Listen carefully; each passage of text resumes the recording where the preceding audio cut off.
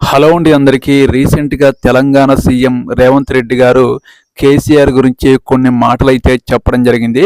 ఆ మాటలేంటంటే, ఉమ్మడి రంగారెడ్డి జిల్లా పరిగిలో జరుగుతున్న ప్రజాపాలన ప్రగతి బాట సభలో సీఎం రేవంత్ రెడ్డి గారు కేసీఆర్ గురించి కొన్ని మాటలైతే చెప్పడం జరిగింది.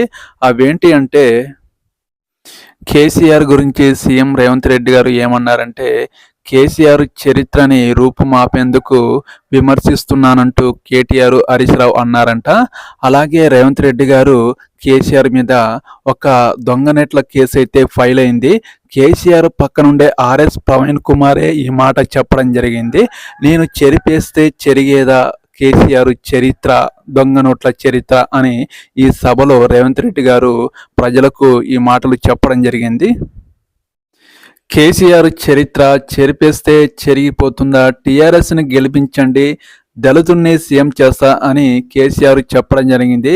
టీఆర్ఎస్ పార్టీ గెలిచిన తర్వాత దళితులకి అన్యాయం చేయడం జరిగింది. మాట ఇచ్చి మాట తప్పిన అబద్ధపు కేసీఆర్గా మాట నిలబెట్టుకోవడం జరిగింది. ఈ టీఆర్ఎస్ పార్టీ గెలిచిన తర్వాత ఒక ముగ్గురు నలుగురికి దళితులకి మంత్రి పదవులు ఇవ్వడం జరిగింది. అలాగే సీఎం పదవి ఇస్తానని మాట ఇచ్చి మాట తప్పిన దొంగ కేసీఆర్ని ఏమనాలి అని ఈ సభలో ప్రసంగించడం జరిగింది. కేసీఆర్ చరిత్రని మరిచిపోకుండా ఉండడం కోసం పరిగిలోని గోడ మీద కేసీఆర్ చరిత్ర అందరూ మర్చిపోకుండా రాయిస్తా అని ఈ సభలో కూడా ప్రసంగించడం జరిగింది. తెలంగాణ జాతిపితని విమర్శిస్తున్నారంటూ టీఆర్ఎస్ పార్టీ వాళ్ళు కేటీఆర్, హరీష్ రావు అంటుంటే నిజమే, తెలంగాణ జాతిపిత కొంతమంది స్టూడెంట్స్ని, ఉద్యమకారుల్ని చంపి తెలంగాణ టీఆర్ఎస్ సీఎం అయిన ఒక దొంగ చరిత్ర కేసీఆర్ది.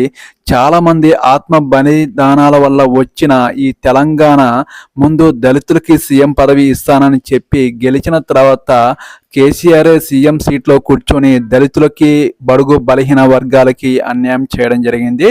కొంతమంది ఆత్మ బలిదానాల వల్ల కేసీఆర్ సీఎం కావడం జరిగింది. జాతిపిత ఎవరు, నేను ఎవరిని విమర్శిస్తున్నాను, అసలు ఇలాంటి దొంగ కేసీఆర్ చరిత్రని ఎవరు మర్చిపోతారు అని పరిగిలో జరిగిన ప్రజాపాలన సభలో రేవంత్ రెడ్డి గారు స్పీచ్ అనేది వినిపించడం జరిగింది.